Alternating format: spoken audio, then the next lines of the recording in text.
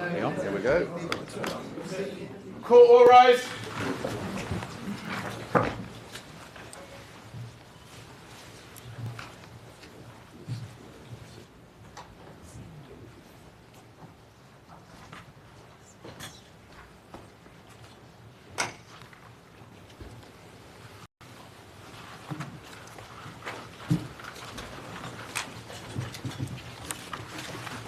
Borida, mein Blesse, Mao Bod Ung Kumri, which I believe means how pleased we all are to be with you here in Wales. This is the third time that the Supreme Court has sat outside England, and we are delighted to be in Cardiff. We shall be hearing 3 cases, and on Wednesday, we shall be giving our decisions in 3 cases which we heard in London. So we are behaving here in Cardiff exactly how we behave in London. One of the most important reasons for establishing the Supreme Court was to improve the accessibility of the work of the highest court in the United Kingdom. We aim to achieve this by being open to the public, free of charge, in our building in Parliament Square in London, by providing live streaming of our hearings and judgments, and doing what we can to educate and inform the public about the justice system and the rule of law, through lectures, information sheets, and tours. Live streaming means that it is possible for anyone with access to the internet, wherever they are in the world, to view our proceedings. But there's nothing quite the same as being actually in the same room, seeing things live, and so we have introduced these sittings outside London. It is our hope that they'll prove successful in drawing attention to our work, and we are very grateful for the welcome that we have had from the judicial, legal, and wider community for this initiative. We're particularly grateful to the National Assembly for hosting our hearings, and we look forward to a busy and enjoyable week with you in Wales. Thank you. Hearing in the Queen on the application of Wright against Resilient Energy, Severndale Limited and another. Yes. I appear with my learned friend, Miss Wigley, on behalf of the first appellant. The other representations are for the second appellant, Mr. Paul Cairns and Mr. Corbett Bircher, sitting to my right. For the respondents, Mr. Neil Cameron immediately to my left, Mr. Zach Simons, and for the intervener, Mr. Richard Kimblin on the end to my left. You might like to explain who the intervener is. For the Secretary of State for Housing, Communities and Local Government. Thank you. Slightly rearrange the furniture. Thank you. May I deal with one documentary matter? We've noted in the supplementary bundle and in the main bundle, there are 2 documents which are less than easy to follow in the black and white versions that you were provided with. They're not helpful, and so we've provided you with full Technicolor versions which are available now. If somebody wouldn't mind, I'm quite happy to do the post myself, but if I'm not.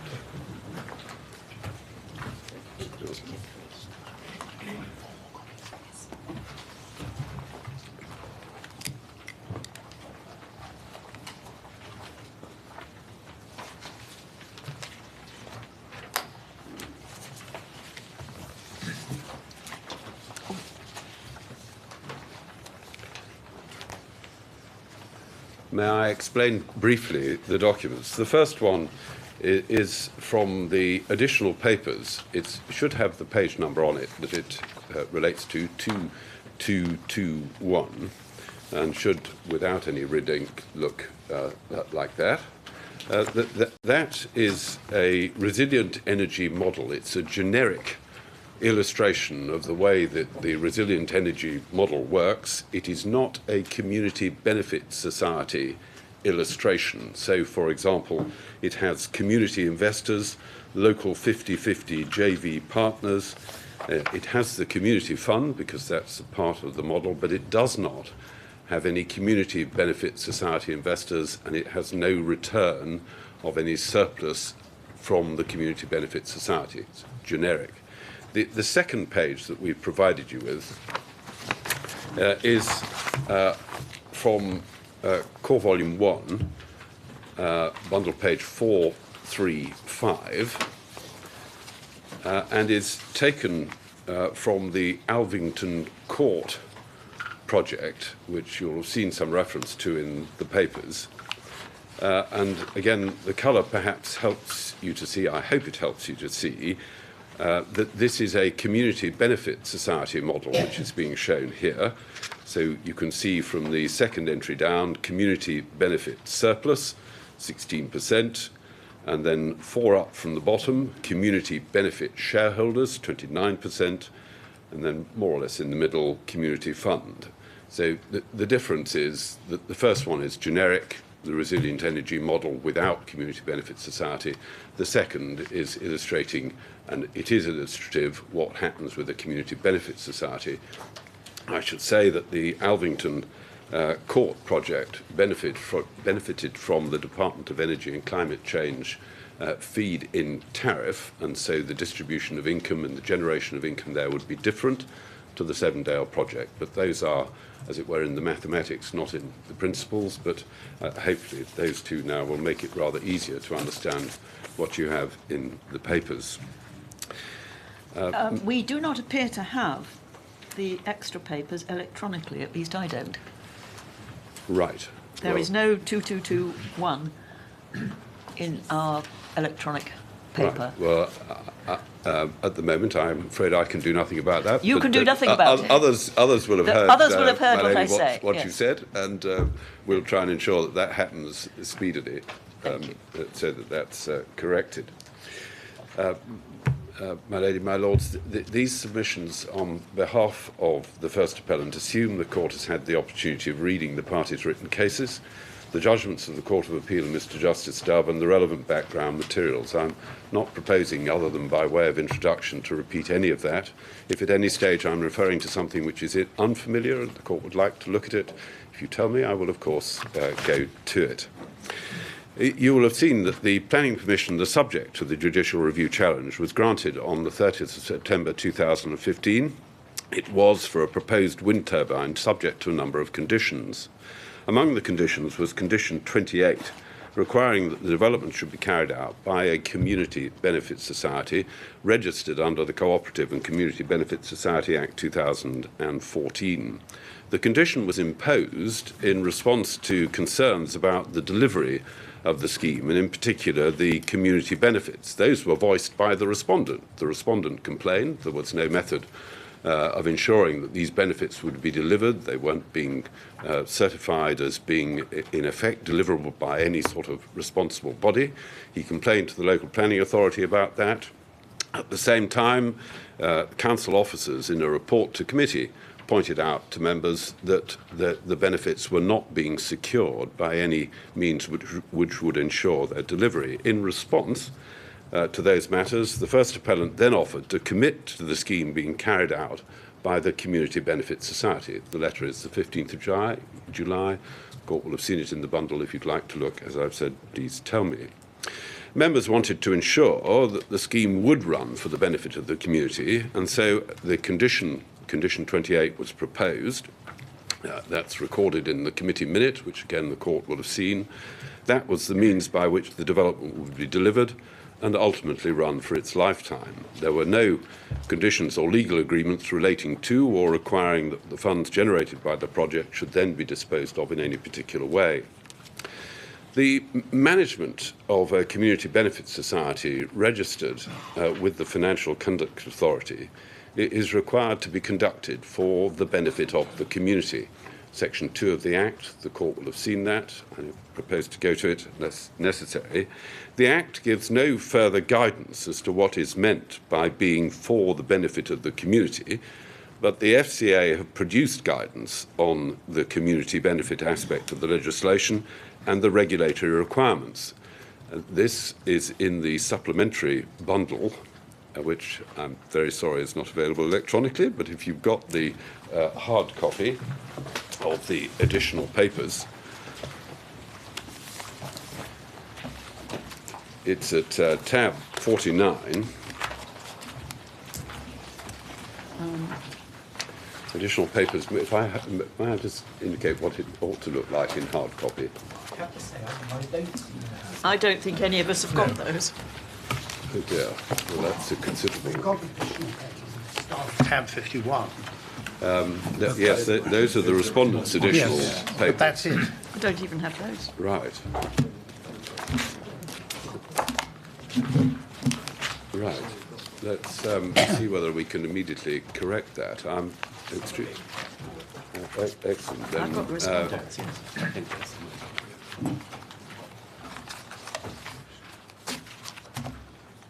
I'm sorry. If you wouldn't mind. Thank you so much. Thank you. How very sensible. Always to come with at least 5 extra copies of everything. So it transpires, yes. Thank you.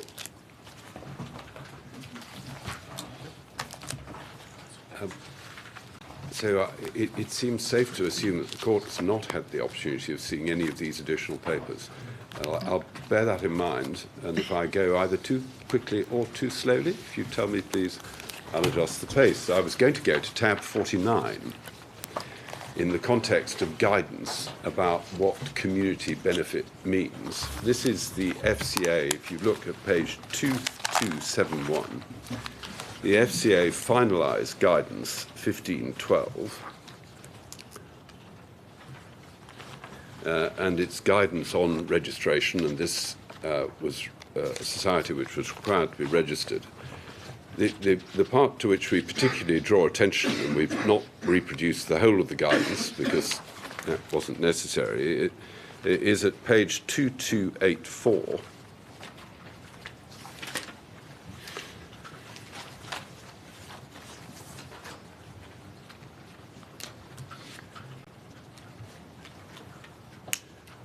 And this should be Chapter 5, defining a community benefit society. 5.1 tells you what's being set out, approach in deciding whether a society satisfies as its business is being or intended to be conducted for the benefit of the community. Then our approach is set out, and the paragraph we particularly draw attention to, first of all, is 5.6. The condition for registration does not say community benefit societies must primarily or mainly benefit the community. Our view is that the condition for registration does not allow for an alternative secondary purpose that does not benefit the community. So the conduct of a community benefit society's business must be entirely for the benefit of the community. At paragraph 5.8, you'll see the difference with a cooperative society, which is referred to again at 5.9, mustn't have any benefits, the Community Benefit Society mustn't have any benefits contingent on membership. And at 5.12, if you would, any profit made must be used for the benefit of the community. This may include, and 5.13 and so on. So the essence is everything that is generated must benefit the community and the business conducted entirely for its benefit. There is also some, if I may use the acronym DEC, that's Department of Energy and Climate Change. Can I just check, does it matter that this guidance, I think, postdates the permission? No. Are you just showing it to us as general background as to... No, it doesn't Oh, matter. I'm sorry. It's November 2015. It doesn't matter because I think the FCA would have adopted the approach which is here in any event in the light of the terms of the Act. The consent was September 2015. By the time we got to registration, I think the guidance would have been in place in any event. I see. So, Right. my lords, my lady, there is also the DEC guidance, which is at tab 48.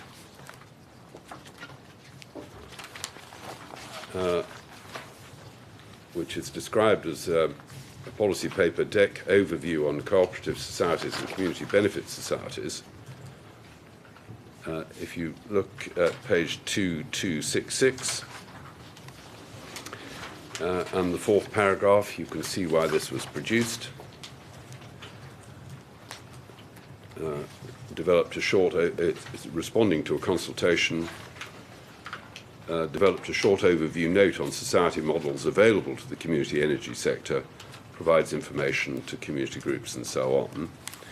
And if you look at the bottom of 2266, you'll see that distinction drawn between a cooperative society, primarily top of page 2267, primarily set up for the benefit to benefit their members, and distinguished from a community benefit society exists for community benefit, and that's reflected at the bottom of 2267 in relation to community benefit society. We want to be able to distribute profits, and in relation to community benefit society, not allowed to distribute profits, dividends or other surpluses to their members. Financial gain and other surpluses must be reinvested. Other activities can give this force through a statutory asset lock, which limits the use of assets. And over the page, if you would, on 2268, we want to be able to raise share capital and provide return to member investment over the long term. In the Community Benefit Society column, you'll see the reference to issuing share capital important for CBSs to finance their project. So the FCA is supportive of access to this form of capital. Then a little further down, CBSs cannot be used as investment vehicles and so are required to adhere to the following principles that limit the financial returns for investors. And they're then set out: cannot pay interest on share capital. This must always be as a pre-profit expense. I beg your pardon, can pay interest on share capital, though this must always be as a pre-profit expense and never as a form of profit distribution. So making it very clear that the profit distribution, the surplus, is to go to the community. Any rate of interest on shares should be no more than is sufficient to attract and retain investment. Previously it's been suggested interest rates typically provided on saving accounts may be sufficient. If these are not sufficient, higher rates may be provided, sufficient to attract and retain investment. So all of that making it quite clear that the result is that whatever a community benefit society does by way of the conduct of its business, it must, as I've said, be entirely for the benefit of the community. There is no issue but that in deciding to grant the planning permission, the council took into account the range of community benefits, among which was that the funds generated by the society development would in part be used by the community benefit society to provide a community fund. In the light of the fact that the whole scheme was in the end to be run for the benefit of the community, with all surplus funds applied for the community's benefit, the significance of the provision was perhaps less than if it stood alone as the only element of community benefit that was to be provided by the development. In the end, and subject to, of course, to the payment of management charges, appropriate landowner's fee, and any other administrative costs, the community was going to get all of the surplus income. All of the activities would be regulated by the FCA with a requirement to submit annual return and accounts, and that, of course, providing its own regulatory mechanism. So, my lady, my lords, the issue raised in this appeal is a simple one. Is the financial benefit to be provided by the Community Benefit Society in the form of the fund a material consideration for the purpose of the second appellant's decision on the planning application? The Court of Appeal and the judge below thought not. The appellants contend it is. My turn then to the question of material considerations. The phrase material consideration appeared in the earliest Comprehensive Town and Country Planning Act, the Act of 1947. We've provided section 14.1 in the additional papers, but it's there so that you can see, as it were, the genesis rather than for any other purpose. It's at tab 46 in the additional papers.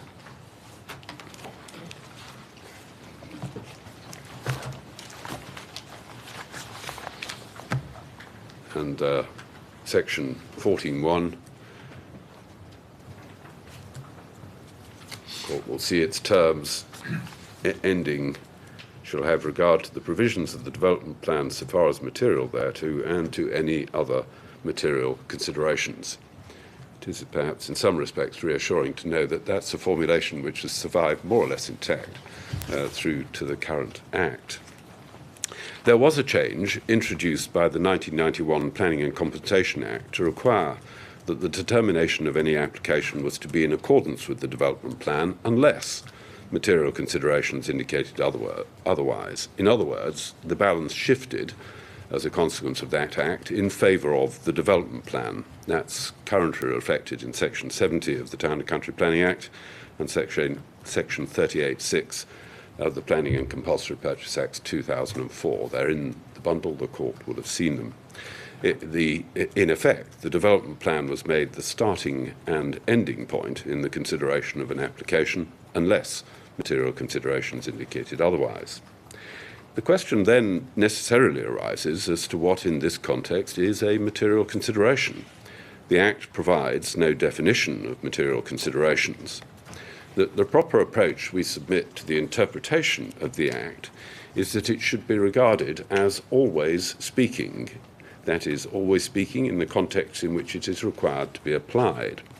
In support of that proposition, we rely on the decision of the House of Lords in a case McCartan-Turkington-Breen against the Times newspapers. That's in the primary authorities bundle, tab 10.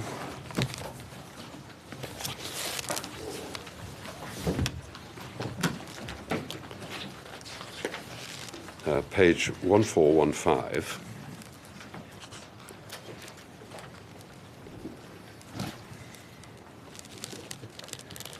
This was a defamation case, and in essence, the question arose as to what was a public meeting. If the court would be good enough to go to the speech of Lord Bingham, and that at page 1422.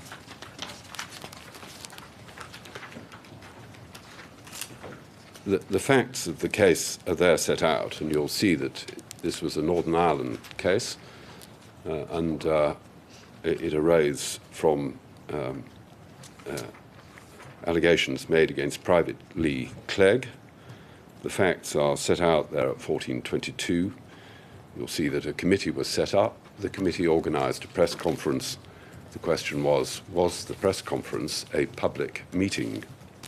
Lord Bingham summarised the law at 1423, which for our purposes I attempt to summarise as noting that the law started with a Victorian statute in 1881, was subject to some amendment on the way through, and over the page at 1424, you'll see ended up in depending on whether it was Northern Ireland or England, a 1955 or 1952 Act, but the same exemption was provided in relation to newspaper reports if they were reporting what was being considered at a public meeting. The judge had ruled, see the bottom of page 1424 on to 1425, that the press conference was not a public meeting. Lord Bingham set out his reasoning. Over the page at 1426 is the Court of Appeal's judgment, and they concluded that a press conference could constitute a meeting, but as you'll see from letter G, the court accordingly concluded the fact the press conference was avowedly called to assist the campaign in favour of Mr. Clegg's release did not take it outside the definition in paragraph 9. But on the central question giving rise to the appeal, the court agreed with the trial judge. And there you see the reasoning set out. So in essence, here was an issue. What is a public meeting? And in that context, Lord Bingham's approach starts with the first issue at the bottom of 1427. And if I may, I go to the top of page 1430, where his fourth point appears, where he says, although the 1955 reference to public meeting derives from 1888, it must be interpreted in a manner which gives effect to the intention of the legislature in the social and other conditions which obtain today. So that was a clear indication. Don't look back to 1888. A rather fuller exposition was provided by Lord Stein, which starts, his speech starts at the bottom of page 1431. And if you go to page 1433, you'll see a subheading at letter H, the appeal to the original intention of the statute. I am quite happy to read all this out, but could I invite the court to read through to page 1434 and letter F, please? Do you really need us to? Do you not think that we are perfectly familiar with the concept of an always speaking statute? To be frank, I don't need you to. I simply need to be sure. Just draw it to our attention. Yes.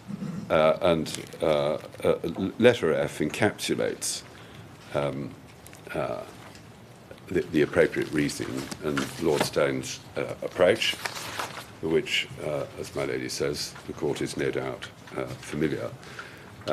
For the same reason, I simply note that there are similar references to that quoted by Lord Stein as coming from Cross on statutory interpretation, a similar reference in Benjamin's statutory construction. There are other authorities dealing with other areas of the law, such as personal injury, the Court of Appeal judgments indicating that what is an injury and so on is to be taken in a modern context, having regard to medical science. Well, the best known example in this year is the changing meaning of the word person. Yes. Started life only meaning men. Yes. And transmogrified in 1930 to include women. Yes. I won't, if you don't mind, progress that further. No. For fear. I'm just giving an illustration. No. I appreciate that. So, my lords, if those principles are applied to the question of what is a material consideration in the town and country planning legislation, they necessarily lead to the conclusion that when considering what is a material consideration, regard should be had to, firstly, the social and other conditions which obtain today, or, to put it another way, relying on that House of Lords decision, the world as it exists today, and secondly, to the place of the statutory provision in the broad context of the basic principles of the legal system as it has evolved. All of that is succinctly, and we submit accurately explained in Mr. De Smith's authority on judicial review. Could I ask the court to turn to that, please? It's at tab 23 of the authorities volume. It starts at 1759. And for our purposes, the relevant part is at 1760.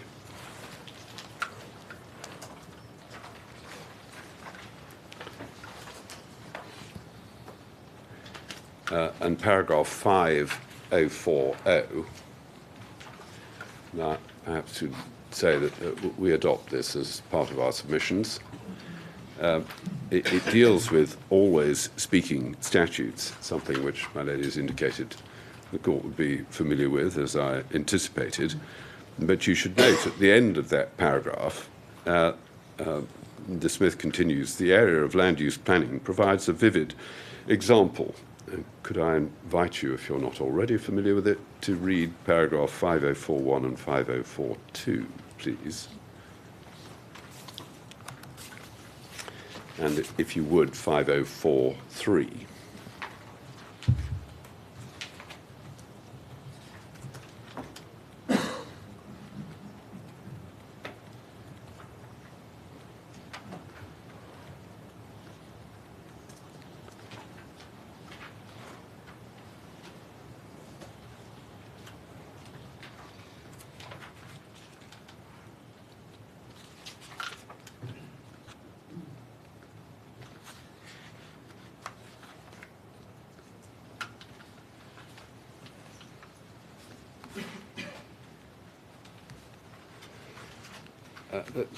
The consequence of all of that is that in approaching the phrase material considerations, as I've said, one must have regard to social and other conditions as they pertain today, and rightly note that the categories of material considerations are not closed.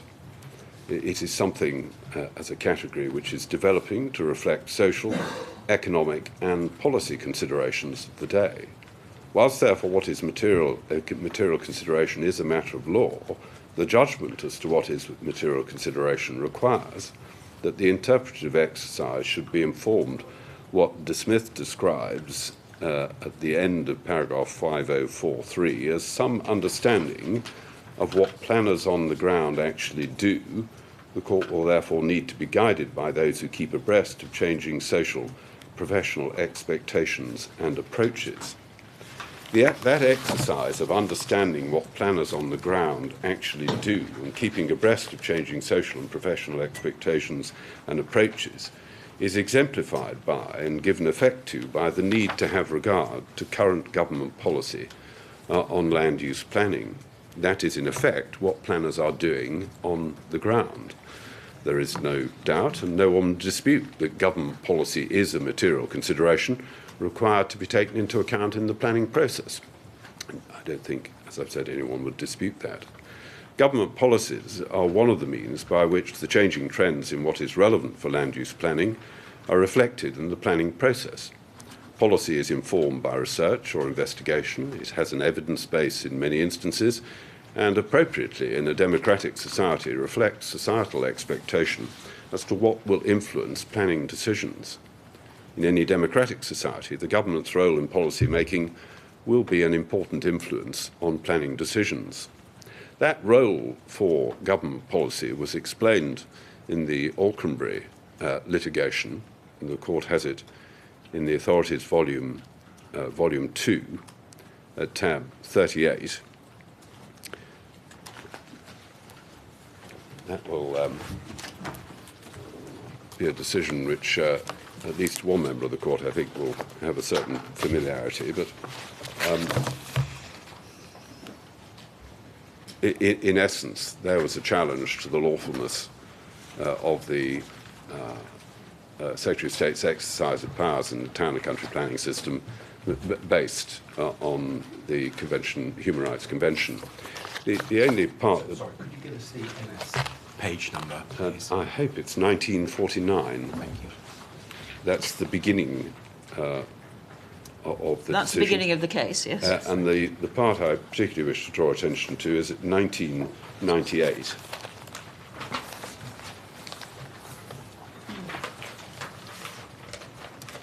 Which is in the speech of Lord Clyde.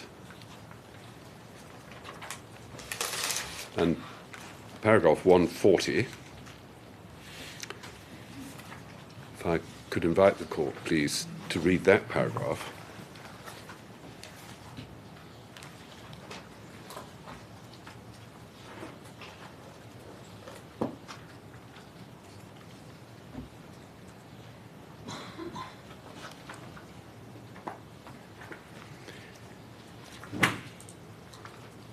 And to note particularly at letter E, the reference to the need to take account of economic, environmental, social and other factors requires a framework which provides consistent, predictable and prompt decision making. And you will notice also, please, at page 1999, and at letter E, the end of paragraph 142, the reference to the concern of the Secretary of State and his department is to manage planning and development in accordance with the broad lines of policy which have been prepared in the national interest. In this instance, the planning policy which is relevant is to be found in the National Planning Policy Framework. That's in the Primary Authorities bundle, at tab 31.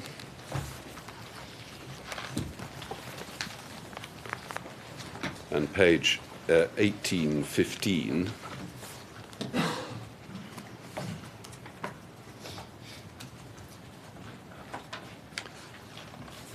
Paragraph 97.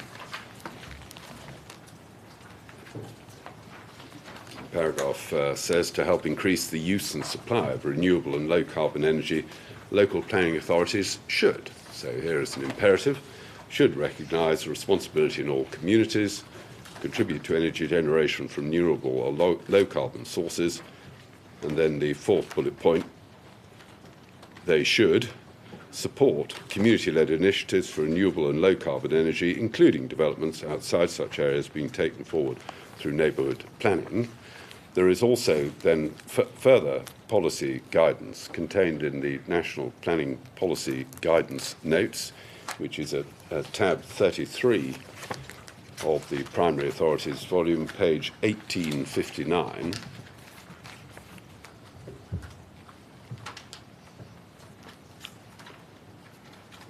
From which you'll see, under a heading, what is the role for community-led renewable energy initiatives? Community initiatives likely to play an increasingly important role should be encouraged as a way of providing positive local benefit from renewable energy development. Then reference to where further information is to be found. Local planning authorities may wish to establish policies which give positive weight to renewable and low-carbon energy initiatives which have clear evidence of local community involvement and leadership. And then the next paragraph, reference to neighbourhood plans, and then fourth line, to support community-based initiatives, the local planning authority should set out clearly any strategic policies. The upshot of that from the framework is the desire to help increase the use and supply of renewable energy, such as wind turbines. Secondly, identify the responsibility of all communities to contribute to that increase. Thirdly, support and encourage community-led initiatives for renewable and low-carbon energy. The Planning Policy Guidance Notes effectively sum that up, what's being aimed for in this area of renewable energy generation. Firstly, increasing the important role of community initiatives as a way of providing positive local benefit, as it's put, from renewable energy. Secondly, the need to encourage those initiatives as part of the means by which the increase in supply will be achieved. And thirdly, giving positive weight to initiatives that have clear evidence of local community involvement and leadership. That approach is taken, of course, because such developments as wind turbines, solar farms, are often controversial locally, sometimes more widely. The local community, in the context of a commercial wind farm scheme, has all of the burdens, the construction disruption, the landscape impacts, and the disturbance arising from the turbines visually, with no direct or tangible local benefit. The policy is deliberately designed to attempt to redress that balance, not simply by giving local communities money, but by having them engage at the community level in a variety of different ways, some of which will involve the receipt of money. Some will involve the opportunity for investment and also the opportunity to be involved in different ways in the management of projects. The court will have seen it, but could I ask you to note, please, Mr. Andrew Clark's witness statement. It's in Core Volume 2. The references at pages 5, 4, 6, and 7, and the list of benefits at page 5, 4, 2. I don't turn to it because the court will, I think, already have seen it. In this instance, the community was not the applicant for planning permission. It made no offer to the local planning authority in attempt to buy planning permission. Rather, the community is the recipient of the financial and other benefits summarised at paragraph 4 of our case. The evidence of Mr. Clark, and I've given you the reference, Core Volume 2, pages 5, 4, 2, and 3, sets out the benefits, including financial benefits, that allow expenditure on a wide range of matters, the common factor in which is that, because of the Community Benefit Society rules, they must benefit the community in precisely the way we submit that government policy anticipates and indeed encourages. On the facts, this is easily distinguished from a commercial scheme where the developer simply offers a pot of money in the form of a fund provided out of the profits of his development. In such circumstances, the community has no engagement with the project or its success or ongoing management. It has no active involvement in the way promoted by government policy. In those circumstances, My Lords, we submit the Court of Appeal was wrong, and it's at paragraph 39 of the judgment, as are the respondents, to undertake an exercise which involved considering the extent to which the scheme was benefiting the community, with the suggestion that it was no different to a commercial scheme. The respondents are explicit in their written case in making that point, paragraphs 5 and 62. It is, we submit, indisputable in the circumstances here that the scheme would run entirely for the benefit of the community. It would do so because of the structure required that I've earlier referred to. And you'll have noted what the debt guidance said about the distribution of profits and interest payments. Once it was clear, and I submit that it was to be a community benefit, a community-based project run by a community benefit society which would have to be run entirely for the benefit of the community, the weight to give that as a material consideration was for the decision maker, not the Court of Appeal. Here, there is, we submit then, no doubt whatsoever that the scheme run as a community benefit society scheme would, 1, be community-led and managed, 2, provide clear evidence of community involvement and accordingly be directly in line with and supported by the relevant planning policy guidance. May I then turn to the law in relation to material considerations? To be a material consideration, the item being considered must, we submit, first, serve a planning purpose. Secondly, it must be fairly and reasonably related to the permitted development. That those two matters are taken from the decision in Newbury, which the court would have seen referred to. I haven't referred to the third test, the Wednesbury reasonableness test, because that relates specifically to planning conditions, not to material considerations. So what of that first Newbury test serving a planning purpose? In the formulation of those tests of materiality, and in particular considering what was a planning purpose, the House of Lords in Newbury drew extensively on the earlier authorities, and in particular drew from the earlier decision of the House of Lords in Fawcett. I instance that by looking at the speech of Lord Scarman in Newbury. So this is authorities, primary authorities bundle tab 12, page 1449 is where it starts.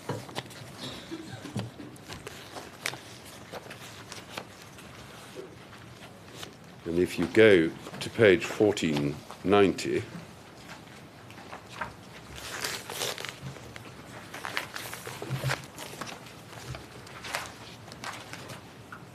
at page 1490, within the speech of Lord Scarman, you'll see at the top of the page the reference to what was then section 29. My Lord referred to section 14.1. He then refers just below letter D to construing material considerations in the context of the subsection as a reference to planning considerations. And the subsection therefore especially mentions the first two tests. If you go then to just below letter E, you'll see the authorities referred to, the second of which is Fawcett, and letter F, you'll see Lord Scarman saying, in Fawcett's case, this House, in effect, adopted the three tests. Lord Kern considered that the relevant questions which the court must answer were, as Mr. McGarry had submitted, whether the scope of the condition was unrelated to the policy declared in the outline plan or to any other sensible planning policy.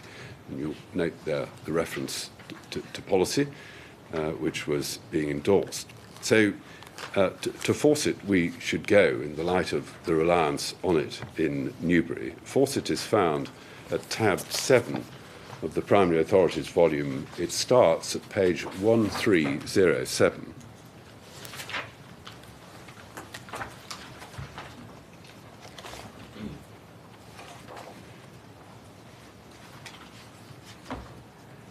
The influence of policy on what is to be regarded as a planning purpose is, we submit, clear from Fawcett. in Fawcett, every one of the lords who favoured dismissing the appeal approached the question of validity of the condition, that is, the ultra vires materiality question, on the basis of considering the relevance of planning policy. May I take you to the references? First of all, the one that Lord Scarman referred to, Lord Cohen at 1331.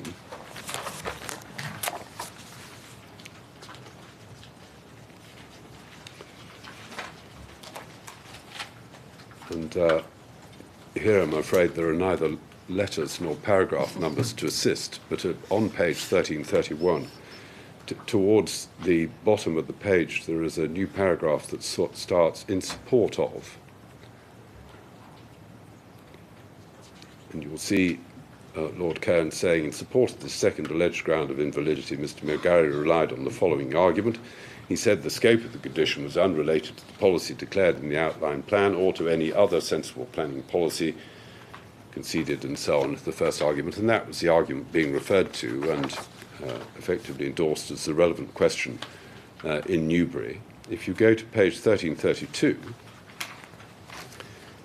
you'll see that that was expressed again in a way as the relevant question at the end of the first paragraph on page 1332. Mr. McGarry gave a number of illustrations showing that a large category of persons could qualify as tenants whose occupation of the cottages could bear no relation to any sensible planning policy, certainly not to the policy outlined in the development plan. And still on 1332, and at the bottom of the page, the end of the long paragraph on that page,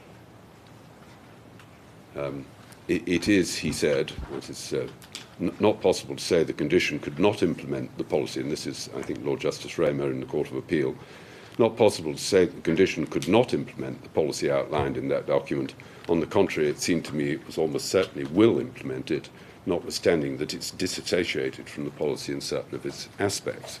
So clearly policy being relied on there in the context of materiality.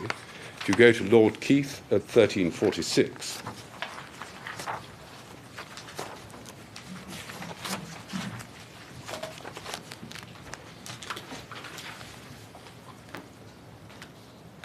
at the top of the page, 3 lines down, Lord Keith says the policy of the planning authority was to protect the Greenbelt by limiting the kind of building that should be built upon it, should occupy them.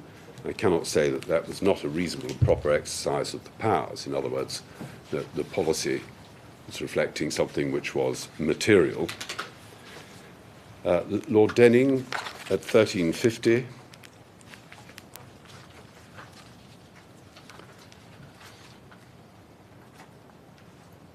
And in the middle of the page, such being the tests, how does this condition measure up to them? Mr. McGarry contended that the condition was totally unrelated to any legitimate planning considerations.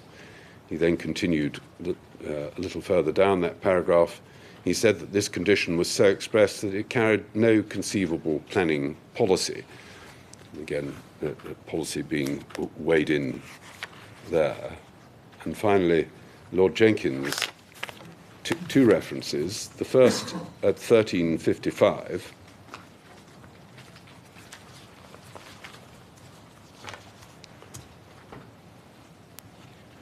And you'll see on 1355, just over halfway down the page, the law relating to the narrow ultra vires claim, that is the materiality issue, is not in dispute and may be summarised.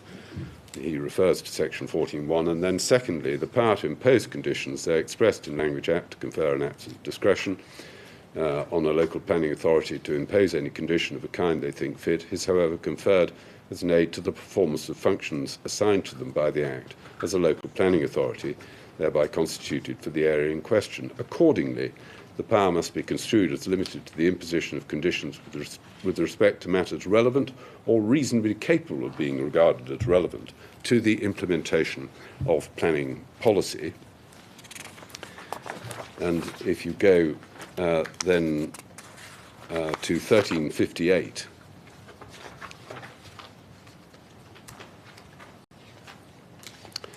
at the top of 1358, Lord Jenkins continued that if the Council had taken that course, so far as I can see, they would clearly have been acting within their powers. But as stated in the reason, the Council's policy was not to permit and so on. They therefore thought it expedient to impose an express condition designed to implement that policy. And you'll see a further reference to fairly and reasonably held to make it more likely that the policy stated in the reason would be implemented. And a further reference to just 6 lines further down. The condition, no doubt, fell short of perfection, but so far as it went, it was designed to carry out, and in practice might reasonably be expected to carry out, the respondent's planning policy. So materiality, we submit, clearly being played out there in the context of planning policy, and that decision enforced, as I've indicated from Lord Scarman's speech in Newbury, being relied on, not doubted, the reference to policy being within Lord Scarman's speech in the paragraph I've referred to. There is, my lords, a clear and obvious reason for this.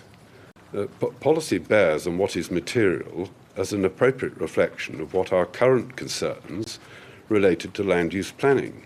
That is no more than the application of the principle we earlier referred to, that the statute should be regarded as always speaking, and so the phrase material consideration should be apt to embrace what is material in the current context, and in particular what's addressed in up-to-date government policy related to land use planning. Thus, as De Smith notes, and the Court has read the relevant extract, concerns about the absence of affordable housing and the ability of those with limited incomes to access it moved the policy parameters. We have provided the Court with the relevant policy which was in play in that context. Planning Policy Guidance Note 3 is in the authorities' bundle, and circular, that is, a departmental circular of 6 of 98. So that the position taken in the earlier case referred to in De Smith of Royco was changed from a refusal to regard the circumstances of the occupiers as a relevant consideration to one in which such a consideration was embraced by the courts. And you'll see De Smith's explanation of that, which concludes by saying, over time, however, policies changed and the courts accepted that the pursuit of affordable housing may be a material planning consideration. Secondly, and by way of example, planning now concerns itself in some circumstances with not just whether a shop sells food or other goods, but the type of food sold. It does so in pursuit of what Lord Clyde in Auchenbury described as social factors. So we've drawn the Court's attention in our case, and by way of the primary authorities, to the decision in Copeland. There, the High Court quashed to grant a planning permission for a hot food takeaway shop because the Council's Planning Committee had erred by following advice that the effect of the hot food takeaway on healthy eating, because of its proximity to schools, was not in law capable of being a material consideration. That was on the basis, and you'll see that the judge quoted the relevant part of the officer's advice at paragraph 14 of his judgment. That was on the basis, among other things, that the healthiness or otherwise of the food on offer at takeaway premises will naturally vary and will not affect the character of use in land use planning terms one way or another. The Court held planning controls to promote social objectives are considerations which can relate to land use, and it was common ground that the effect on healthy eating of proximate school children was capable of being a material consideration. An approach which confined itself only to the character of the use of the land would not have countenanced such a view, we submit. The Secretary of State is correct, in this case, we say, to regard the character of the use of the land element of the East Barnet decision as being something which was related to the particular circumstances of that case, that is, a change of use issue. The Court's broader view, which my learned friend Mr. Kimblin draws attention to, of what was material, means material for planning purposes, is, we submit, correct. And what is a planning purpose, we submit, should embrace a consideration of planning policy an approach which is entirely consistent with the House of Lords decision in Fawcett and is, we submit, for the reasons given, to be preferred. It is noteworthy, we think, that Fawcett was decided in October of 1960, the year before East Barnet, but was not cited in East Barnet. The approach in East Barnet then was apt to deal with the enforcement notice issue. It is not apt, and we submit was not intended to deal with the much broader question as to what is a planning purpose, and it seems unlikely that it was so intended. On any basis, a planning purpose is, we submit, much broader than simply the character of the use of the land. Any other approach would require reconsideration of not only Fawcett, but also the mountain of planning policy that addresses what was described by Lord Clyde in Aucklandbury as the need to take account of economic, environmental, social, and other factors. Thirdly, the First Appellant's statement of case identifies other examples of circumstances in which policy has directly influenced the decision as to what should be regarded as material considerations. Our case sets these points out. We've provided the authorities. I therefore simply summarise the position. Welcome break. A commitment to source food locally in pursuance of policy on social and environmental responsibility was regarded as material. In Verdin, conditions requiring the use of small local building firms and procurement initiatives were held to be material and lawful by reference to economic policies in national policy and the local plan. The court determined that the Secretary of State's conclusion that such conditions were not relevant to planning was not rationally supportable. So, my lady, my lords, the judgment on materiality does not therefore stand apart from a consideration of policy and its objectives. The decision as to what is material is properly informed by land use planning policy. The Court of Appeal's approach, and it's paragraph 47 of the judgment, gets it, with respect, the wrong way round. Whether a matter satisfies the Newbury criteria, perhaps the Court would like to see paragraph 47, Core Volume 1, bundle page 228.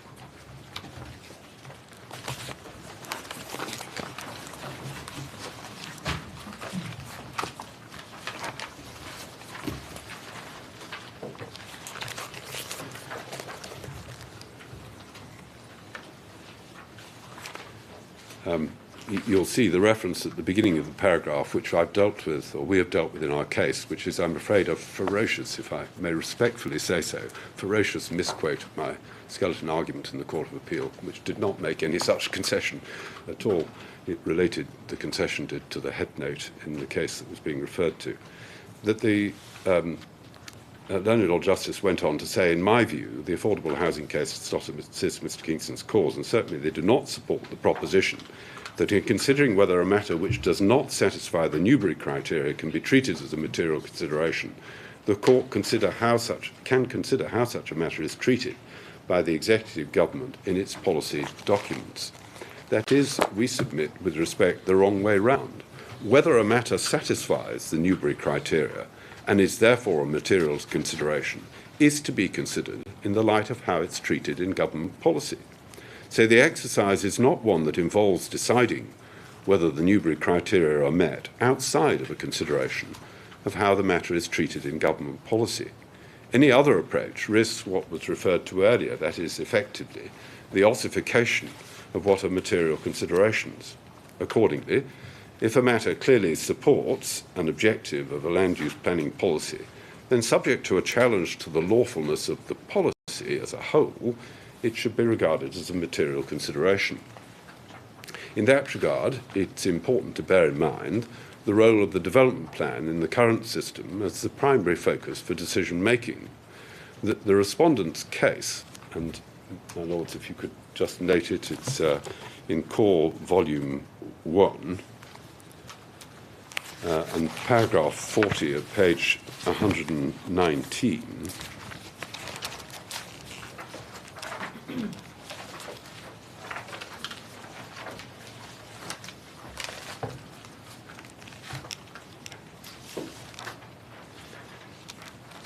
having said planning policy cannot convert something immaterial into a material consideration. The case goes on. That proposition has the recent support of this court. See the judgment of Lord Hodge in Aberdeen. The conclusion of a policy in the development plan that the planning authority will seek such a planning obligation from developers would not make relevant what would otherwise be irrelevant. That's taken from paragraph 51. But with great respect and at risk of appearing to be a sore loser, that statement, which is simply the first sentence of a much longer paragraph, needs to be very carefully considered. And my Lord's paragraph read, his paragraph 51, read as a whole. And that is for this reason, that the bald statement, which is quoted with just the first sentence of paragraph 51 in the respondent's case, is apt to do a violence to the statutory scheme. The development plan, as this court has explained in an earlier Scottish case of Tesco and Dundee, is, and I quote from paragraph 18 of that case, a carefully drafted and considered statement of policy, published to inform the public of the approach which will be followed by planning authorities in decision-making unless there is a good reason to depart from it. In other words, it's prepared in accordance with the statutory scheme, which requires that it should go through a rigorous process of consultation and independent examination before being adopted as a statutory plan.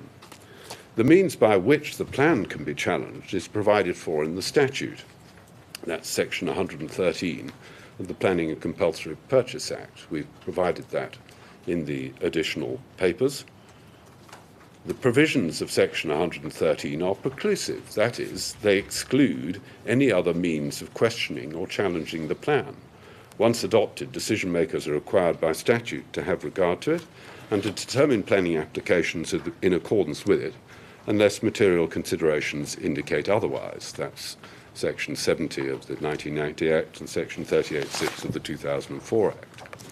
If, therefore, something is identified in planning policy as relevant to a particular development in a statutorily adopted development plan, the suggestion that the court might disregard it because it disagrees that it's a material consideration would amount to a backdoor challenge to the lawfulness of the development plan. The place for that sort of challenge is in the process of the formulation of the plan and within the statutory limited time period of 6 weeks following the adoption of a plan.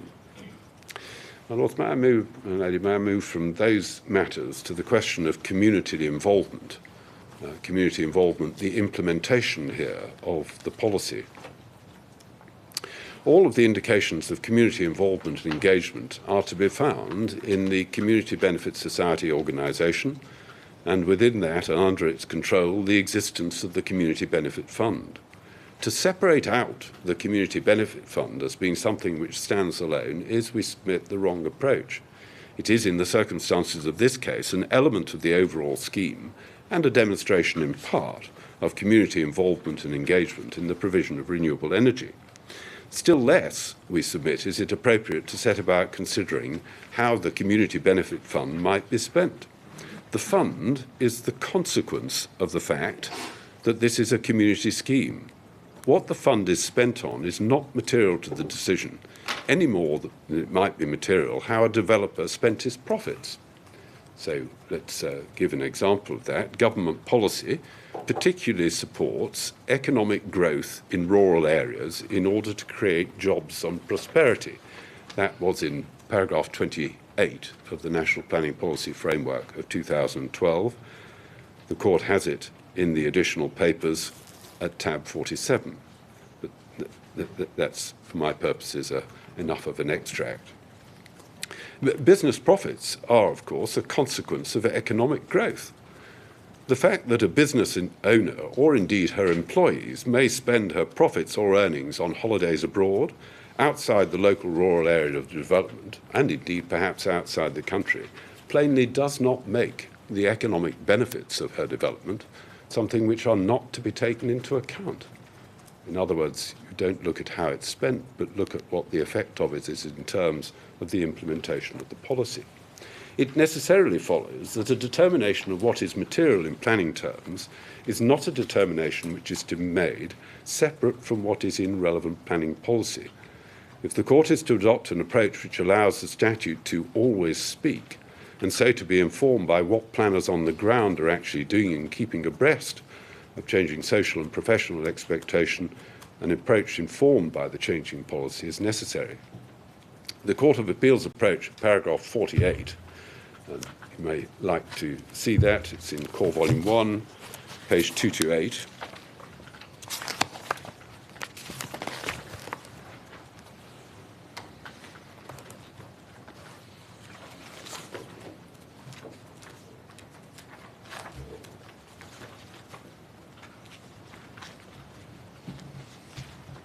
It's a short paragraph, if you mind casting an eye over it, please.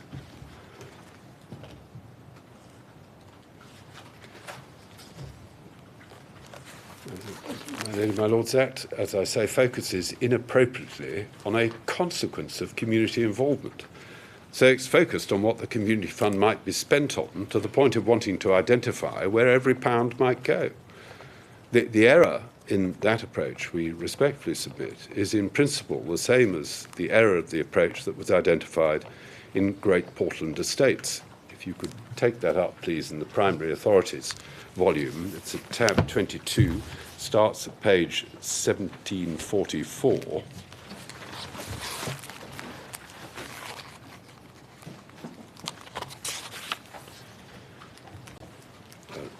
The court will have seen what this was about. It was about a policy adopted by Westminster City Council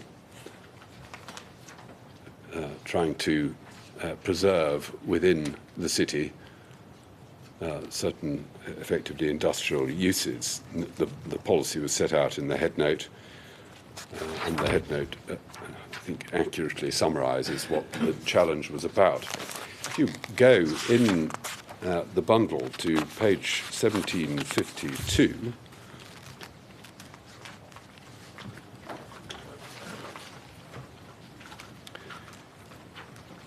see that this process was engaging at letter C with the question of material considerations, that most material in terms of this consequences point at page 1753 and just below letter C, Lord Scarman said, "I have no hesitation in accepting the view of Mr. Justice Wolfe. A fair interpretation of this part of the plan is that the Council was concerned to maintain as far as possible the continuation of those industrial uses considered important to the diverse character, vitality and functioning of Westminster. Here was, in paragraph 1126 of the plan, a genuine planning purpose. It could be promoted and perhaps secured by protecting from redevelopment the sites of certain classes of industrial use. Inevitably, this would mean that certain existing occupiers would be protected, but this was not the planning purpose of the plan, though it would be one of its consequences, in my view, and so on." So there again, the court drawing attention to the inappropriateness of looking at a consequence rather than looking at the planning purpose. So in this case, the planning purpose is to engage communities in renewable energy generation, to encourage that engagement, have them involved in the management of them. And that is what this development does, and by that means implements the National Planning Policy Framework and the National Planning Policy Guidance Advice. One of the consequences of that is, of course, that there will be money in the community which might be spent on a variety of different things, as Mr. Justice Dove identified, a wide variety of projects. But that's a consequence, and it is inappropriately focused, the Court of Appeal's approach, on that consequence rather than on whether or not the planning purpose was being fulfilled. The fact that the consequence of the community involvement and the creation of the Community Benefit Fund is that money might be spent on what would be regarded as non-land use planning matters is nothing to the point. What matters, as I've said, is that the scheme is in its community involvement engagement is firmly and completely supported by government policy. The policy seeks community engagement and involvement so as to boost proactively the use and supply of renewable energy and low-carbon energy developments. That will be achieved here by the operation of Condition 28 and the policy objectives will be fully fulfilled. Renewable energy use and supply will be increased via a community-led scheme, which is a legitimate planning purpose. The Court of Appeal relied, as do the respondents, on the terms of the DEC guidance. And the Court has the DEC guidance, I think, in Core Volume 1.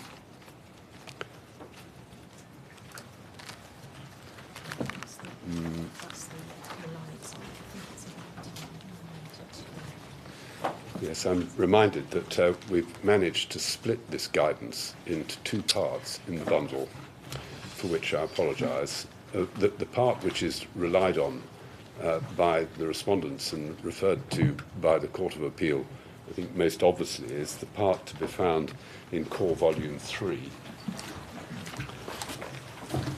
And in Core Volume 3, at page 992,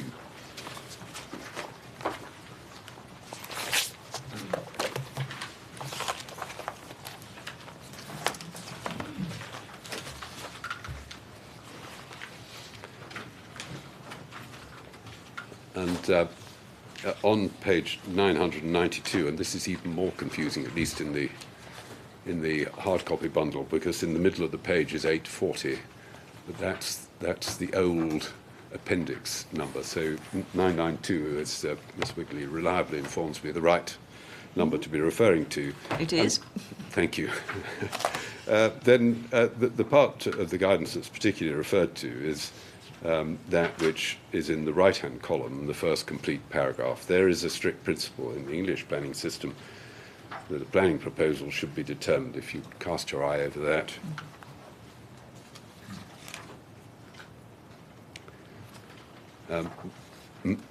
But it's important in that regard to note from the left-hand column where this is starting.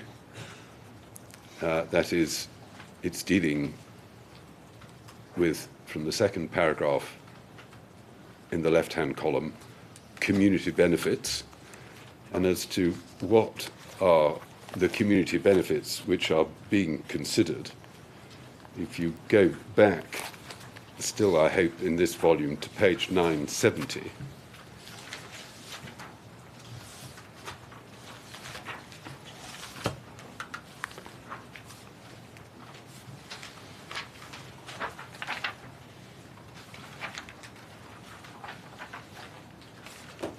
you'll see that this guidance starts under the heading, what are community benefits?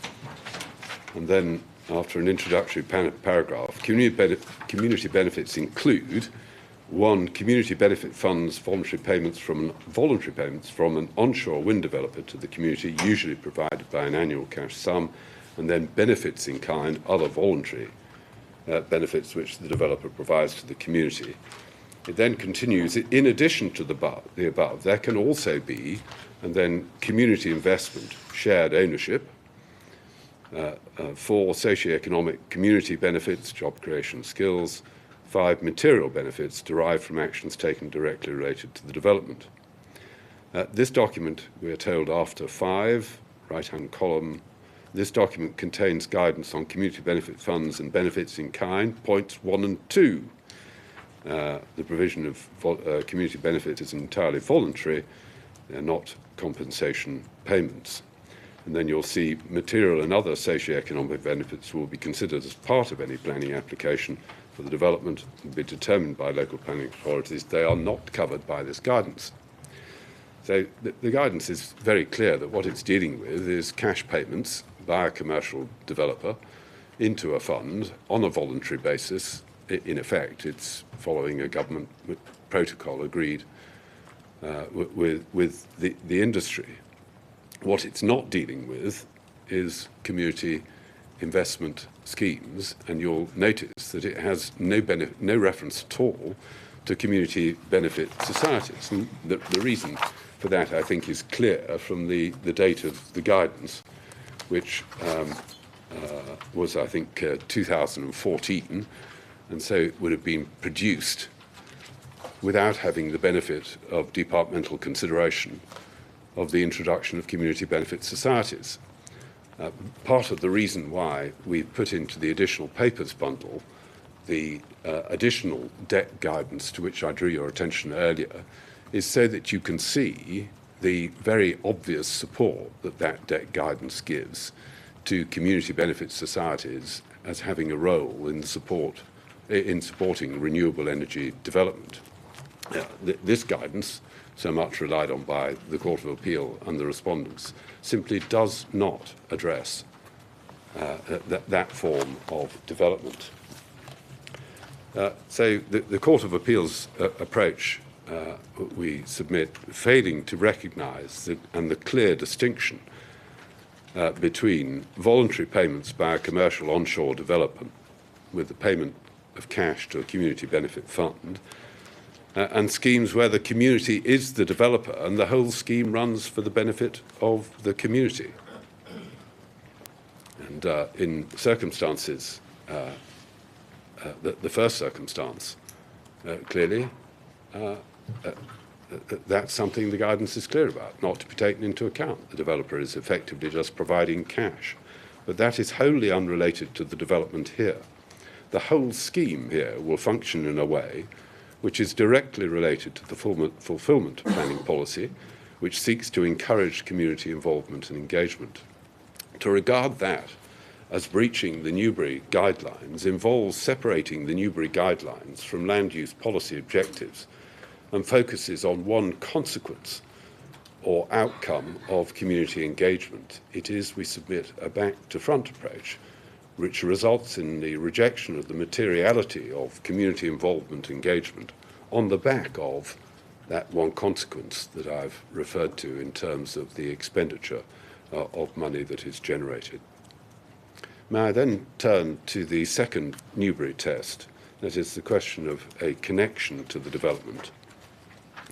The absence of a connection between the development and the fund was referred to by the Court of Appeal and raised as an objection, referred to in paragraph 58 of the Court's judgment.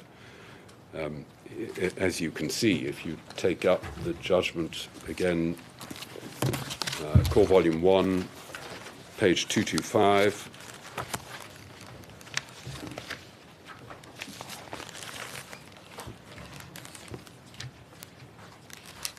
now 224, 225. I do beg your pardon, my Lord. Paragraph 36 is the paragraph referred to.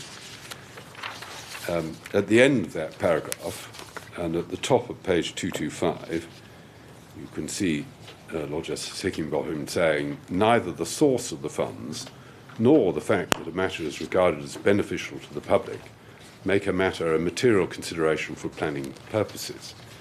So the Court regarded the source of the funds for the Community Benefit Fund as being irrelevant. We submit that was the wrong approach. In this instance, the funds are generated by the Community Benefit Society developed and managed wind turbine. Every rotation of the blades produces electricity, which produces income with positive social, environmental and social impacts, and at the same time, of course, has a visual impact. The connection between the monies produced and put into the Community Benefit Fund here is, then we submit, clear. The development is being undertaken by a Community Benefit Society. Its use of the land produces an income stream proportionately to the impact and level of use, that is, the turning of the turbine.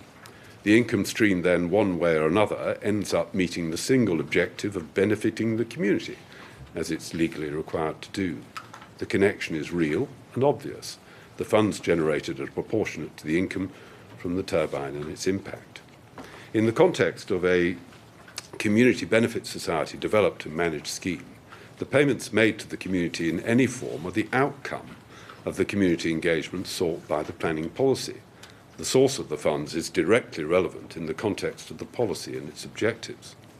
The Court of Appeal's separation of the source of the funds from the issue of materiality separated the materiality of the contributions from the policy which promotes community involvement and engagement.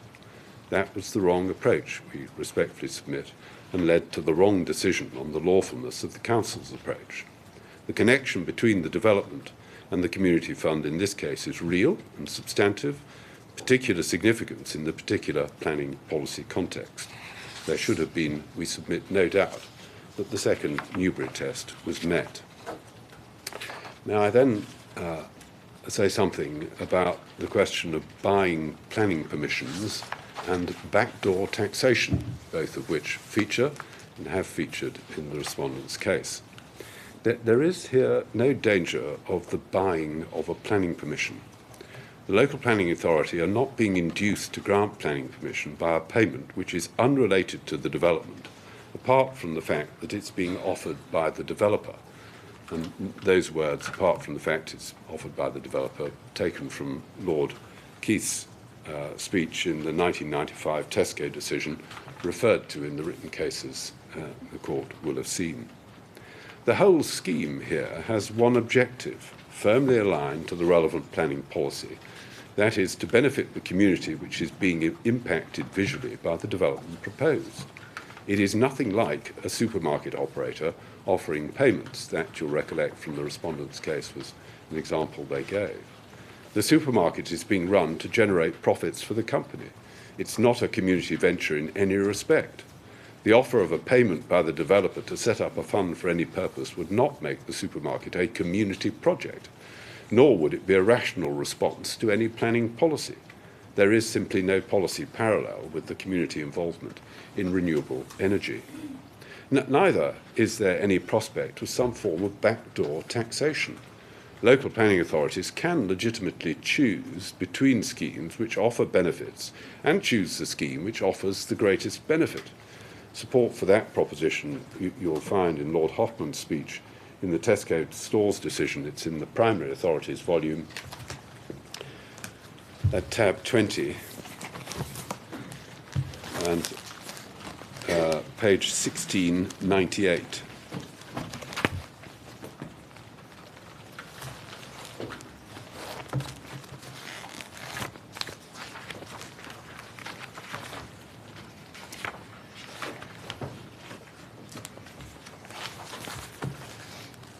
At 1698, and under a subheading, buying and selling permissions, if the court would go to letter C, please, there's a sentence starting there, my lords, to describe a planning permission as a bargain.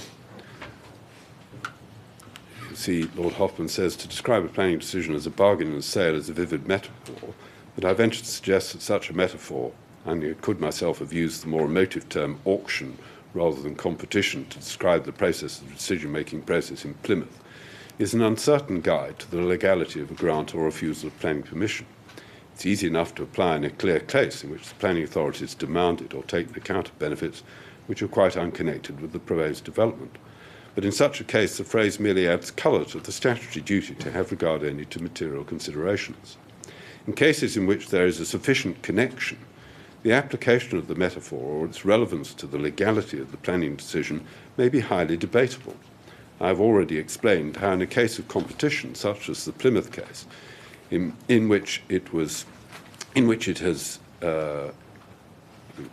contemplated that the grant of permission to one developer will be a reason for refusing it to another, it may be perfectly rational to choose the proposal which offers the greatest public benefit in terms of both the development itself and related external benefits.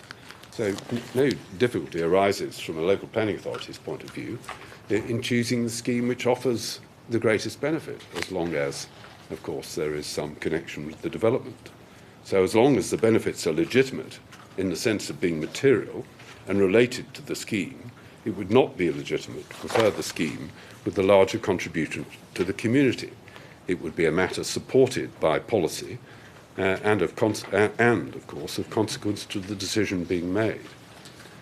The answer to Lord Justice Davis's points about the size of the fund and how it was determined is to be found in paragraph 5 of our case, which explains that the percentage is set at a level which will allow it to be paid from the outset but not make the scheme unfinanceable. It's to be noted in addition that there is no requirement that a benefit should be identifiably related to overcoming some objection to the scheme.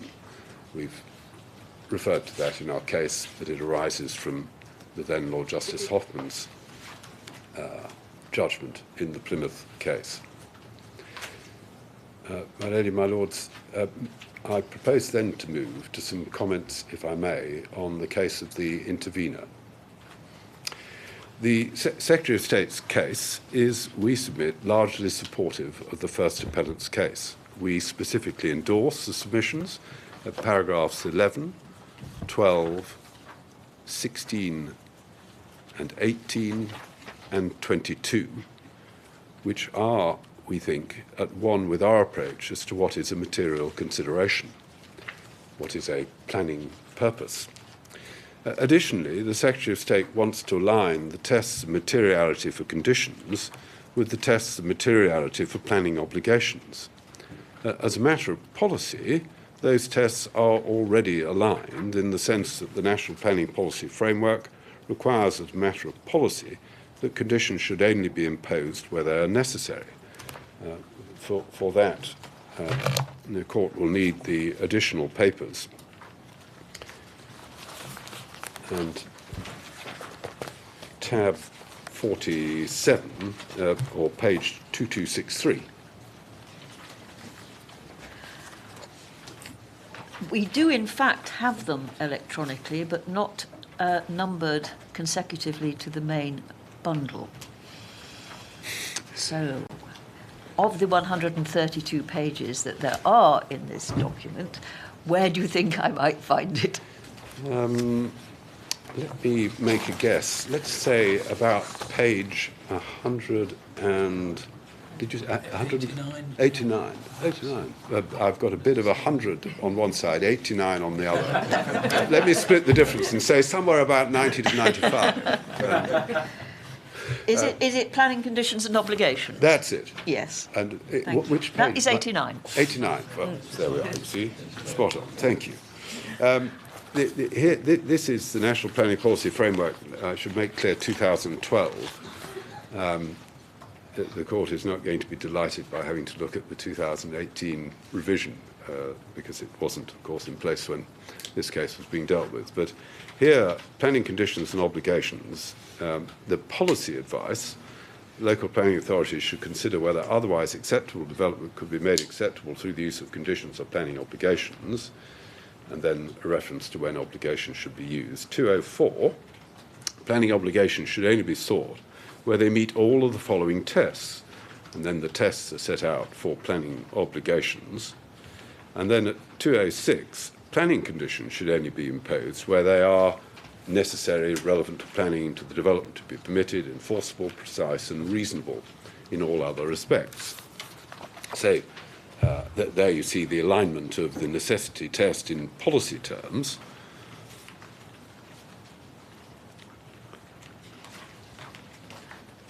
The Court will know, because there's a reference to it in the Secretary of State's case, that now, of course, in relation to planning obligations, we have the Community Infrastructure Levy regulations and Regulation 1222A, which requires that a planning obligation may only constitute a reason for granting planning permission where it is necessary to make the development acceptable in planning terms. You have got the regulations in the Primary Authorities volume, the relevant regulations at page 1249. We recognise, of course, that in the case of planning obligations, that test of necessity has now been elevated from policy to a regulatory requirements, and you'll have seen that we've provided for you in the Primary Authorities volume the decision of Mr. Justice Gilbert in Working Title Films, which draws attention to the, as it were, uplift from policy to statute in paragraph 20. Nevertheless, that uplift does not change the substance of the necessity test. In the case of both planning obligations and planning conditions, the application of the test of necessity remains a question of planning judgment for the decision maker. It's not something for the court. And we ought perhaps to make that good. Let's deal with Mr. Justice Gilbert's approach to that. The primary authorities volume at tab 18, or page 1628.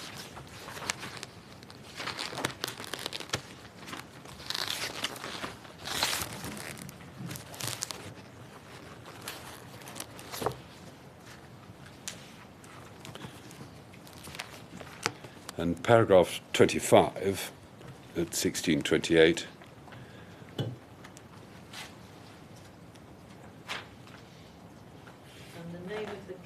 is Working Title Films, the Queen on the application of Working Title Films Limited.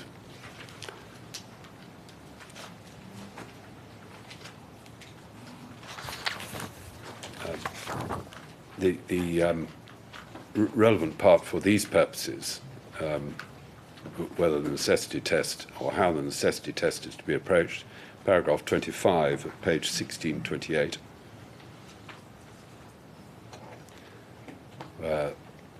The judge said, turning to A, the question of whether it's necessary, the terms of the officer's report show that he was approaching it on the basis that the community benefit realised by the provision of the community hall compensated for the fact that there would be an under-provision of affordable housing. In my judgment, that was a planning judgment which the council was entitled to make. He then referred to Mr. Booth's submissions and then said he disagreed. Matters of weight and planning judgment are for the decision maker, and the officer and council were perfectly entitled to think that the gain in one area made up for the loss in another. A similar approach was taken by the then Mr. Justice Bean in the welcome break decision. That's in the second volume of authorities.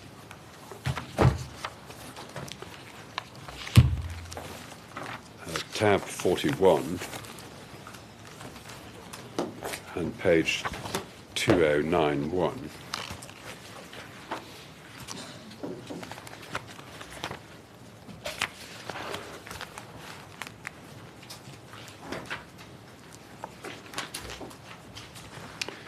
And you can see this being dealt with here. This was the decision which is referred to in our case. We've explained how it proceeded. You'll see paragraph 50. The judge referred to an earlier passage from the Tesco decision, which I've referred to, what I call 1995 Tesco, Lord Hoffman's speech. Having referred to that, the judge went on to say, in my judgment, this passage remains good law under the 2010 regulations. So does the ratio of the Tesco case, an offered planning obligation which has nothing to do with the proposed development, apart from the fact it's offered by the developer, is plainly not a material consideration, can only be regarded as an attempt to buy planning permission.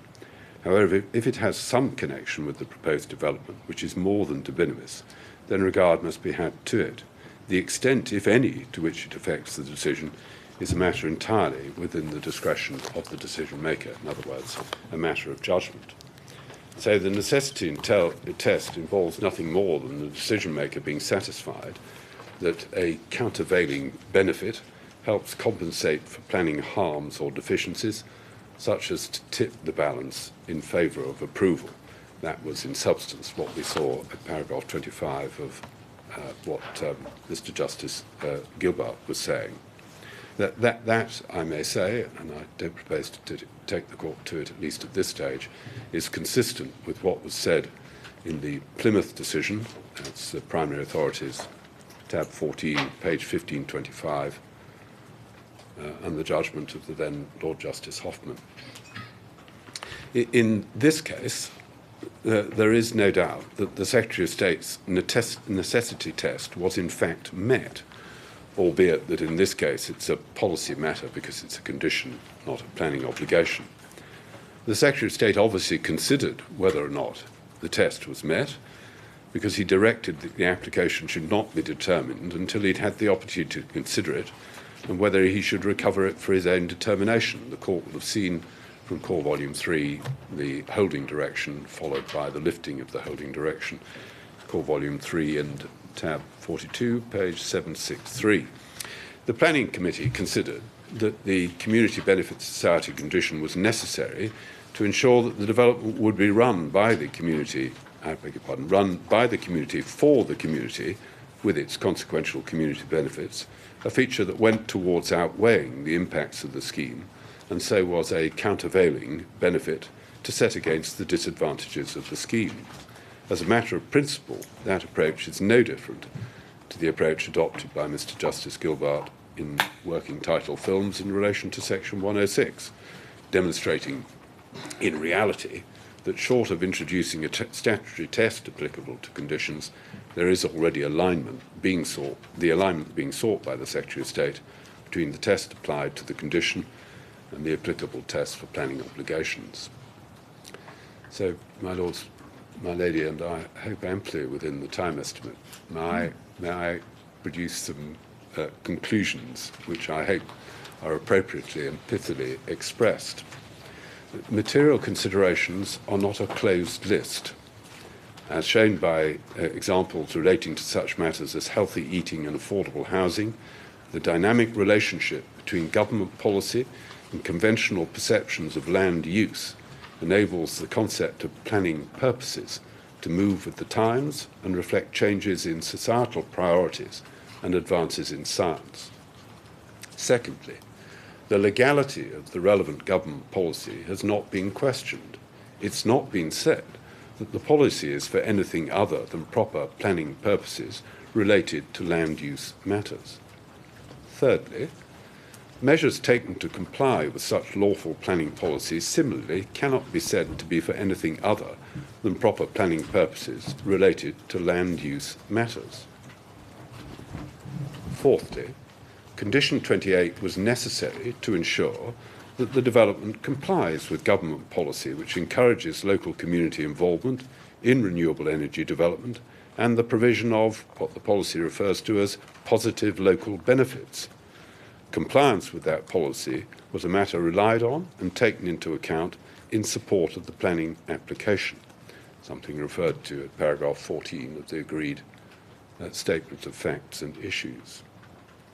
Fifthly, in these circumstances, the Court of Appeal was wrong to determine that the intended distribution to the community of a percentage of the turnover derived from the development was not a material planning consideration that could lawfully be taken into account in the decision to grant planning permission. Sixthly, that intended distribution is an integral part of the operation of the development for the benefit of the community in accordance with Condition 28 of the permission. Seventh, measures for the implementation of the policy, including the distribution of a percentage of turnover to the local community, thus meet the first Newbery criteria for materiality. And eighth, and finally, the distribution of turnover also meets the second Newbery criteria, it being directly related to and derived from the operation of the development. My lords, my lady, those are our submissions. And it appears that nobody wants to ask you any questions, Mr. Kingston. Well, I can only why. say, sometimes that's a great joy, and other times, as perhaps Lord Sales will remember, in Auckland it was not such a great joy to be questioned for about an hour and a half by Lord Hoffman on my knowledge, or perhaps I should say lack of knowledge, of European law. That's a long time ago, Mr. It is. But as you can tell, the therapy is ongoing. My lady, my lord. Thank you very much indeed, Mr. Kingston. Ms. Wigley? My lord, my lady, my lord, I have nothing to add. Thank you. Thank you. Mr. Katz. Sorry.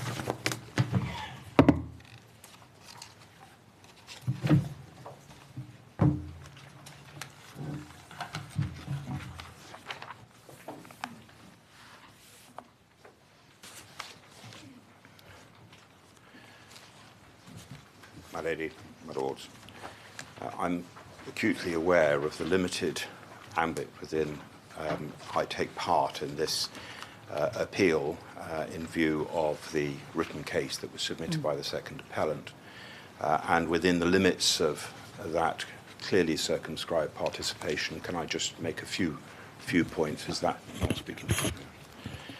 Firstly, You might have to speak up a bit. Thank you, my lady.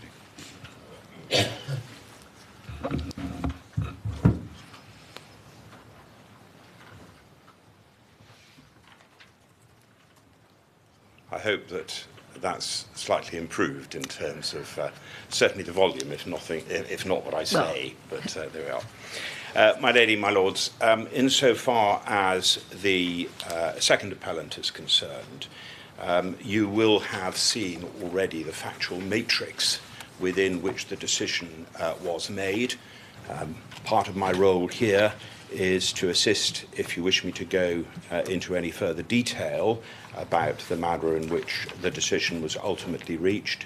It was summarised by my learned friend, Mr. Kingston, for the first appellant, and should you wish any further detail, I can point you to it. If you don't wish any further detail, I'll move on to the second limb of the ambit within which I appear before your ladyship and my lords, and that is that we confirm that we endorse the first appellant's case in respect of this appeal.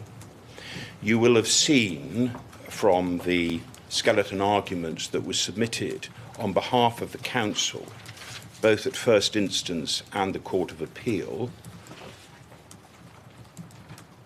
the manner in which it was put, which resonates and sits with the way in which it has been addressed to you by Mr. Kingston for the first appellant. Again, I do not propose to add anything to that. Insofar as the last element that you will forgive me for briefly mentioning, and that is, of course, at the time the decision was made, and at first instance, and before the Court of Appeal, of course, we did not have the benefit of the submissions that have now been placed before you by the intervener. And again, dealing with it, I hope, shortly and concisely, we also agree with the first appellant that, in particular, paragraphs 11, 12, 16, 18 and 22 of the intervener's skeleton argument, we would endorse, and putting it into the context of the decision that is being appealed, what we would indicate is that adopting that approach by the intervener, would we say, put this decision well within the four corners of what is proposed as a formulation of the test for a planning purpose in the context of this particular case. So I fear that whilst I was given some 15 minutes, like my learned friend Mr. Kingston, I have really nothing further much to add other than the matters that I've already addressed you upon and drawn your attention to. If you wish me to give you the relevant references to the case as put before the court at first instance and before the Court of Appeal, I'm happy to do so. But if not, I too would propose to sit down, having been well within my time limit. Yes. Well, I'm tempted to ask you, is there anything you disagree with in the Secretary of State's case, given the endorsement that both of you have given to specific paragraphs, which are not exactly the ones that I had marked when I read it earlier? My Lord, my lady, no, insofar as that is concerned. Otherwise, I would have hopefully have raised it in the context of what I'm limited in terms of being able or permitted to say to you. Unless there are any other questions. Are there? There seems not, Mr. Cairns. Most brief.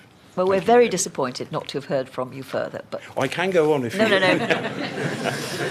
No. That's your judgment, not ours. Thank you, Madam. Thank you. Mr. Bircher? I won't add any further discussion. Do you want... Would you like to have the lectern passed over to you? You would, wouldn't you? Yes. That took up 5 minutes of my time.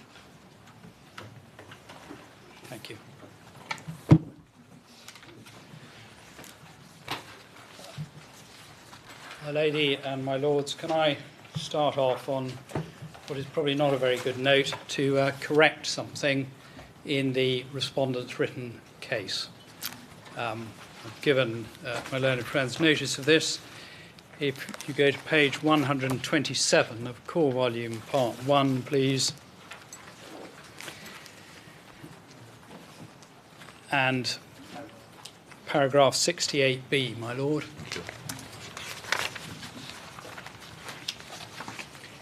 And it's the little words that get left out, and it should read, that was because A, it did not serve a planning purpose rather than it did. But I thought I'd better I think we might have worked that out. I just wanted to get it on the record, though. Thank you very much, and to apologise. Can I just start by, in effect, an introduction in which I'm going to seek to identify what we submit is the main issue. I'm then going to respond to what we have identified as the two main points which are taken on behalf of the first appellant, and then, and that will probably be after the adjournment, I'm going to seek to address the question of what is a material consideration, that being, in our submission, the central issue in this case. First point that I'd seek to make is that there is no dispute that the Council's committee took into account the offer of a community donation. So that is the factual basis on which this appeal is to be determined. And that is in the Statement of Agreed Facts, paragraphs 4 and 25, and that's on pages 54 and 69. But the main issue can be very simply put, and it's this: was the offer to make an annual payment of 4% of turnover into a community fund a material consideration which could lawfully be taken into account when determining the planning application? And it's our submission that it's not only can be simply put, but can be simply answered in the way that the courts below have done. But this is a case which in our submission has far-reaching consequences. And they are as follows. First, where is the dividing line between benefits which form part of a proposed, benefits put forward as part of a proposal and which can then be taken into account, and those which are put forward as part of a proposal but cannot be taken into account? So where does one draw the dividing line? Secondly, and to use more emotive language, when does a promise to pay money into a community fund become buying and selling of planning permission? Thirdly, if a promise to pay a proportion of the turnover of an onshore wind turbine into a community fund can be taken into account, can the same approach be taken when promoting other forms of development, for example, a retail food stall, which is the example which we have relied upon in the courts below? And fourthly, if such a promise is material, can a local planning authority then promote and adopt a policy that they will refuse to grant planning permission if no such promise is made?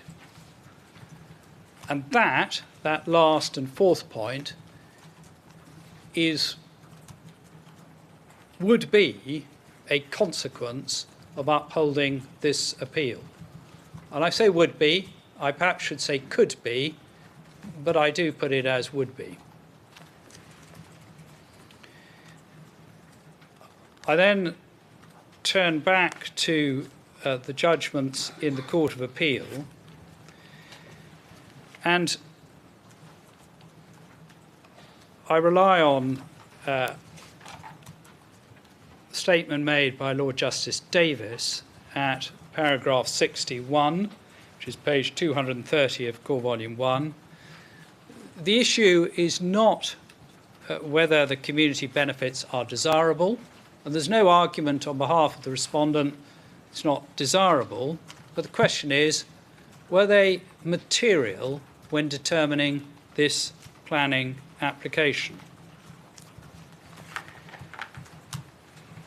And that point goes to the issue referred to at paragraph 44 in Aberdeen, and I don't turn to it at the moment, but it's Authorities Bundle 1, tab 5, page 1285, para 44.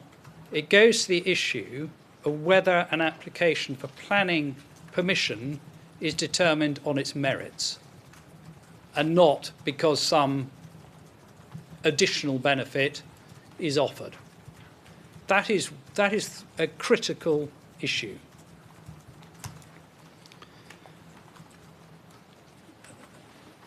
I'm going to turn, if I can, then to seek to provide a brief answer before going into the detail of 2 points that are relied upon by the first appellant, and I'm going to put them under these 2 broad headings. First, can changes in planning policy have an influence on whether a consideration is material? And secondly, does the legal structure to be adopted to fund and run the development make a contribution that would otherwise be immaterial material? That's the Community Benefit Society point. So, on the first question,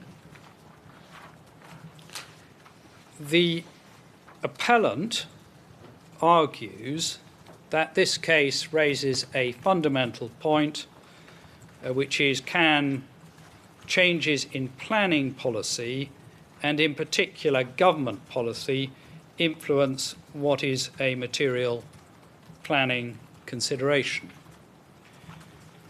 And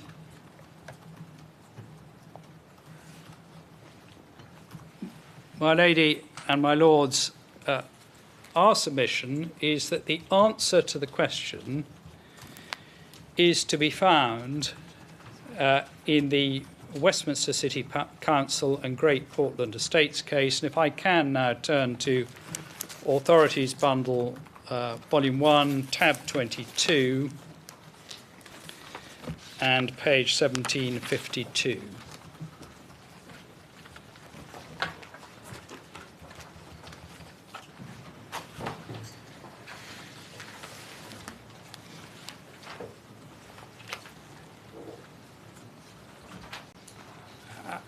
And I seek just to read from 670 C and D, and this is where the statement made in East Barnet is then carried through into general proposition. It's a logical process to extend the ambit of Lord Parker's statement so that it applies not only to the grant or refusal of planning permission and to the imposition of conditions, but also to the formulation of planning policies and proposals.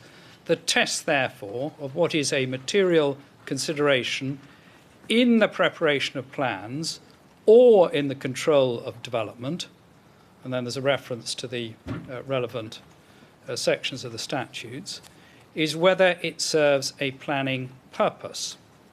See Newbury. And a planning purpose is one which relates to the character of the use of land. So Lord Scarman's statement makes plain that the test of whether something is material applies equally to formulation of planning policies and to development control decisions. Did that apply just as much to government policy as to local policy, which was what was in issue in the Westminster case, wasn't it? Well, the straight answer to that, my lady, is in this case it related to local policy. However, whether a policy is local or national, the important word is planning policy. It's not just policy in general, it's planning policy. So how do you test what is a planning policy as opposed to a general policy? So the government might have a policy to support economic growth, or it might have a policy to support renewable forms of energy generation. But that policy will then have a different effect in different spheres. So in the case of renewable energy generation, the Department for Energy and Climate Change will have its policy, and then the Ministry of Housing, Communities and Local Government will have its policy. So the long answer, my lady, is yes, it does apply. It would apply equally to national planning policy, and it would be very strange if you could only have a local policy was restricted in this way, but national policy wasn't. It wouldn't be a planning policy.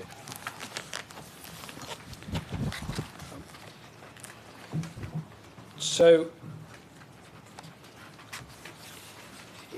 in our submission, if a policy does not relate to the character of the use of land, it would not be a planning policy.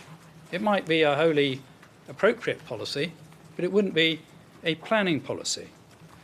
So one cannot, by making a policy which is not a planning policy, make some matter which does not relate to planning material when determining a planning application.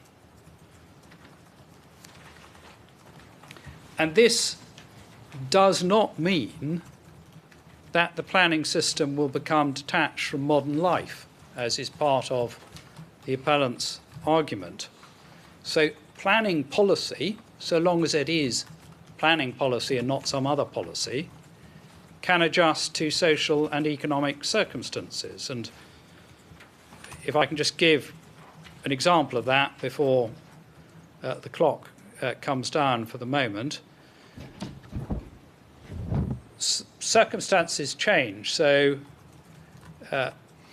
30 or 40 years ago, nobody might have thought of a wind turbine. They would have thought that windmills had gone out of fashion. But then circumstances change, and one can see that one can generate energy from wind turbines, and then you can adopt a perfectly legitimate planning policy which gives an indication of the balance to be struck between impact on the landscape and the benefits of renewable energy. So that's how planning policy keeps up with modern circumstances.